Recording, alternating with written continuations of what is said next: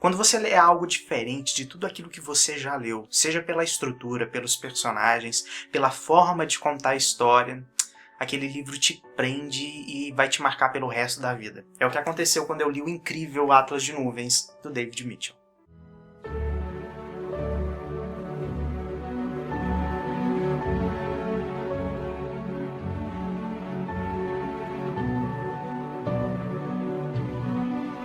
O David Mitchell é um autor britânico, ele nasceu em 1969, hoje está com ainda os seus 47 anos, já publicou 7 livros, dentro deles o Number 9 Dream, e alguns que já têm tradução aqui no Brasil, como Os Mil Outonos, do Jacob Zoet, e agora Atlas de Nuvens. Eu tinha conhecido essa história primeiramente porque eu vi o filme, que saiu alguns anos atrás, das irmãs Wachowski e do Tom Tykwer, não sei assim que pronuncia o nome dele, mas ele dirigiu também Corra, Lola, Corra, e foi um filme que me subiu aos olhos. Desde o primeiro trailer eu estava encantado com a história, porque é uma história, e era um filme, um projeto de filme muito arrojado. Eram 6 histórias diferentes, em 6 tempos diferentes, na quais os atores principais interpretariam um personagem diferente em cada história. Então você ia ter esses 3 diretores com 2 unidades de filmagem acontecendo ao mesmo tempo, e aí cenários diferentes, diretores de fotografias diferentes. Era um projeto grandioso e, como eu previa, como são os filmes dos Wachowski, ou você ama ou você odeia. E eu simplesmente amei, ao contrário de muitos que odiaram. Então, quando eu descobri que o filme era baseado em um livro, eu fiquei louco para correr atrás do livro. Só que aí eu fiquei decepcionado porque eu descobri que ainda não tinha uma versão para o português brasileiro. Tinha apenas uma versão em Portugal, chamada Atlas das Nuvens. E agora, depois de finalmente de uma espera grandiosa, eu li Atlas de Nuvens e realmente fiquei tão apaixonado quanto eu achei que eu ficaria. Quando a gente fala assim, é um livro de estrutura grandiosa, a gente acha que vai ser uma leitura tediosa, cansativa e chata. Mas é justamente o contrário. É um livro que sobe aos olhos, mas que em nenhum momento ele te perde a atenção. E eu acho que isso é o mais genial do autor nesse momento, porque ao tratar de 6 histórias que vão se entrelaçando, e que às vezes você deixa uma história parada por um bocado de tempo, e mesmo assim, quando ele a retoma, você ainda ter o foco e ter a vontade de descobrir o que está acontecendo, sinceramente é um entretenimento muito precioso. Então eu gostaria então de apresentar e conversar um pouquinho sobre a estrutura do livro, que eu acho que é um ponto extremamente relevante para vocês saberem um pouquinho do que vocês vão ler. É claro que sem falar spoiler. Para fazer uma comparação, eu vou usar um exemplo que não é explicando a estrutura, mas que é falado aqui, esse elemento que não sei se vocês conhecem, são aquelas bonecas russas. São aquelas bonecas que vão uma dentro da outra e você vai abrindo e vai encontrando novas bonecas. A estrutura desse livro se compara exatamente a 6 bonecas russas, uma dentro da outra. Como eu disse, são 6 histórias. Cada uma dessas histórias se equivale a uma boneca russa. Por que a estrutura é mais ou menos essa? Ao abrir a primeira boneca, você se depara então com essa primeira história e você é contado com essa história até um determinado momento que a história simplesmente é cortada, sem continuação. E aí você tem que abrir a segunda história e é apresentado a outra estrutura, a outra narrativa. A história, novamente, é simplesmente cortada. E aí você tem que abrir a terceira, que é contada, a quarta, a quinta e abrir a sexta história. Quando você é contado pela sexta história, não tem mais nenhuma boneca russa ali dentro. Então você lê a sexta história do começo ao fim. Ela é a primeira história dentro do livro que não tem interrupção. Você vai ler e vai terminar. Como a história terminou, você vai então fechando novamente as bonecas russas. Então você fecha e é novamente apresentado ao final da quinta história que você leu. E aí você fecha de novo a boneca de cima e fecha a quarta história. Fecha de novo a boneca de cima e fecha a quinta e, por fim, termina o livro. Ou seja, você encerra o livro com a primeira história que você começou. Então a distância entre a conclusão e o desfecho, você fica quase 400 e poucas páginas sem se deparar novamente com aquele personagem. E mesmo assim, o David Mitchell consegue não te deixar confuso no meio da narrativa. Então, sabendo como essas histórias são estruturadas, o que são essas histórias? Essas histórias elas são, então, separadas no tempo. Então, vão desde o século XIX até bem mais na frente, num futuro pós-apocalíptico. Não sei dizer o ano, se já está no ano 3000. Então, por variar muito no tempo, nós variamos o gênero da história, partindo de um relato, de um diário, no século XIX, até chegar num romance pós-apocalíptico. E para chegar lá, a gente vai passar por um relato epistolar, um livro de memórias, um romance policial, uma ficção científica e vamos chegar no romance pós-apocalíptico. Isso tudo variando o tempo no qual a história é narrada. E o interessante é que o David Mitchell ele não consegue só variar o gênero, ele consegue abarcar algumas características dos determinados gêneros. A memória, o relato de memórias é mais voltado para o lado da comédia, enquanto as cartas são mais sentimentais e me lembram um pouco os sofrimentos do jovem Werther. E essas relações, essas conexões são muito citadas no livro. O livro faz várias referências de acordo com a época na qual ele está escrito. Se nós estamos numa década de 80, a gente vai ter muitas referências à década de 80, no caso aqui no romance policial. Ou uma referência a livros clássicos, quando nós estamos ainda no século XIX. Então ele consegue abarcar essas referências e também variar a linguagem, que eu acho que é o mais incrível. Você parte desde um português mais arcaico, aqui na tradução do Paulo Henriques Brito, até vários cacuetes na década de 80, desde lá na ficção científica, na qual você não tem um H, até uma linguagem nova, mais rudimentar nesse romance pós-apocalíptico. Então ele consegue variar essas narrativas e a forma como ele escreve. E isso é extremamente relevante para o romance, porque mostra o cuidado do autor, ou aqui também do tradutor, em preservar essas características do romance original. O interessante é que o David Mitchell ele consegue preservar e fazer várias conexões durante a história.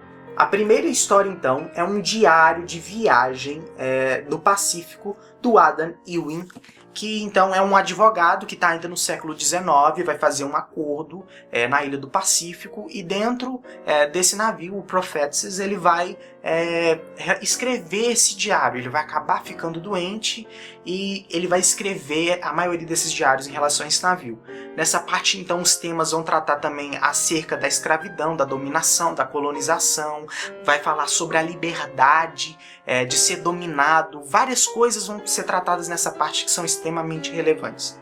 A segunda história, então, é uma parte bem poética e musical, chamada Cartas de Zedelgem, e vai falar, então, sobre um jovem compositor chamado Robert Frobisher, e ele vai trabalhar como amanuense de um músico famoso, já de um compositor já bem famoso, por ele estar sem dinheiro. Então ele fica trocando cartas com o seu amante. Então essa parte é cheia de referências a música, a músicos já famosos, e eu gosto como ele escreve, realmente incorporando esse personagem, com a história sendo contada em primeira pessoa, então, na qual ele escuta, e os sons nessa parte fazem muita diferença no desenvolver da narrativa. Então aqui a gente vai tratar de temas como a aceitação do amor, e o amor como uma prisão, como a possibilidade também de se libertar dessas amarras provocadas pelo amor, e eu gosto dessa parte. Por isso que no começo eu ainda comparei essa parte com os sofrimentos do jovem Werther. Não vou indicar o final nem dos dois livros, mas eu posso dizer que os dois se comunicam bem ao tratar do amor e da forma como eles se encerram e como eles se discutem. A terceira história chama-se Meias Vidas, que é o primeiro romance policial da Louisa Ray. E aqui nós vamos estar na década de 80, nós temos a principal personagem que é a Louisa Ray, que é uma jornalista, filha de um jornalista já morto, muito famoso, chamado Lester Ray. Então ela herda então essa carreira do pai, esse peso do pai nas costas, e ela acaba não encontrando serviço até que surge uma oportunidade de trabalho, no caso de uma investigação de um problema que está acontecendo ali, envolvendo uma usina nuclear que vai ser construída, e um cientista, que é o Rufus Sixsmith, que vai dar esse furo jornalístico para ela, apresentando um relatório no qual essas usinas elas vão causar um problema muito grande. Então, por ser um romance policial, ele incorpora várias características do gênero, ou seja, a la Dan Brown, os capítulos são bem curtinhos.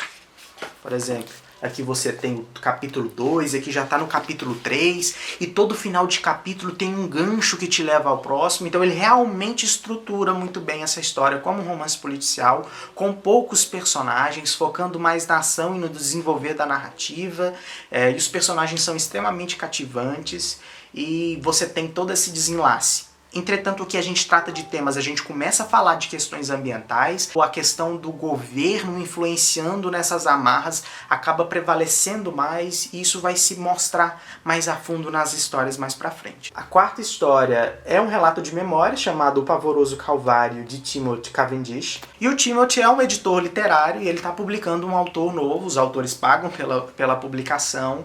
Entretanto, o livro é um fiasco. A crítica odeia o livro e o autor acaba levando aquilo pro pessoal e ele acaba assassinando o crítico numa festa, que fez uma crítica extremamente elogiosa para ele, dizendo que ele devia pedir desculpa às árvores que foram cortadas para produzir o livro dele impresso. Então ele mata o rapaz e incrivelmente o livro vira um sucesso, o Cavendish ganha muito dinheiro, entretanto ele é perseguido pelos parentes do cara que é preso para pegar a parte do dinheiro que ele é devido, então ele vai numa luta. Então a gente tem os relatos, as memórias de um homem idoso, já editor, e aqui os temas que vão ser tratados é a produção literária como um todo, o que é muito interessante, e também a velhice, peso da memória, do nosso próprio passado, da nossa vida, das escolhas que a gente fez na juventude, e de como se libertar dessas amarras, da opressão, aqui por um lado mais da comédia, e essa opressão vai se fortalecendo nas próximas narrativas. A quinta história é uma rogativa para Some 451. Nós vamos acompanhar uma entrevista, no caso aqui chamado de Rogativa. Aqui é uma história de ficção científica, ela se passa no futuro. Então nós temos vários termos, toda uma nova composição, uma nova estruturação da sociedade. Nós temos um estado corpocrático, ou seja, é um estado que é dominado pelas corporações, a alma das pessoas são medidas em dólares, então é um estado extremamente consumista, isso já vindo como um desenvolvimento das histórias anteriores, fazendo correlações, então é uma história extremamente bem complexa, bem construída, e isso tudo contado através de uma entrevista dessa clone que trabalhava numa lanchonete na chamada Papa Song. Então todo o trabalho braçal é feito por esses clones, e aqui a gente também dá para fazer uma comparação com o Admirável Mundo Novo, do Aldous Huxley, a qual nós fazemos a substituição do trabalho braçal por esses clones aqui e lá, por aqueles bebês que são criados, e até mesmo a questão dos robôs, como por exemplo na Fábrica de Robôs do Karel Čapek, que também tem resenha aqui no canal, no qual o robô, essa palavra, tem origem então nesse trabalho braçal de servidão. Então aqui essa criatura que se revoluciona, que luta contra essas amarras, temas que vêm sendo tratados em todas essas histórias. Essa parte é incrível, principalmente por eu que gosto de ficção científica e da forma como ele cria esse mundo, sem fazer introduções de era uma vez, você que tem que correr atrás dos entendimentos, eu gosto muito disso. E a sexta história, a última boneca russa, é o Val do Slucha e o que deu a depois. Aqui dá para perceber já pelo título o que eu falei antes na questão do português, que aqui, por ser um futuro pós-apocalíptico, por aquela sociedade corpocrática que nós encontramos na última história, ter ruído, é como se a história ela voltasse novamente para o começo, por uma civilização ainda em construção novamente. Uma civilização que ainda sabe pouco do passado que a originou, porque ela perdeu muito do conhecimento. Hoje nós somos uma civilização extremamente globalizada, com alta tecnologia e ciência em todas as áreas do conhecimento, todavia essas parcelas do conhecimento são muito fragmentadas. E se acontecer um desastre, como o caso acontece aqui, esse conhecimento vai ser perdido, porque eu como ser humano, eu por exemplo, hoje engenheiro civil, sei da minha área. Todavia, se eu ficar no futuro preso numa ilha, eu teria que aprender e desenvolver tudo o que foi feito, e as minhas gerações depois de mim, daquilo que foi perdido para trás. E é isso que nós encontramos, novamente esse contato com o passado. E aqui, devido à ciência ter se perdido, o contato volta novamente para as forças da natureza, do bem e o mal, e é que a religião entra em vigor. Porque justamente no começo o homem ele tem que se apegar a alguma coisa. E ele se apega justamente a essa deusa, que é a Some do relato anterior. Sim, nesse ponto eu vou falar das correlações entre as histórias. A história termina com a Some sendo a deusa desse novo período.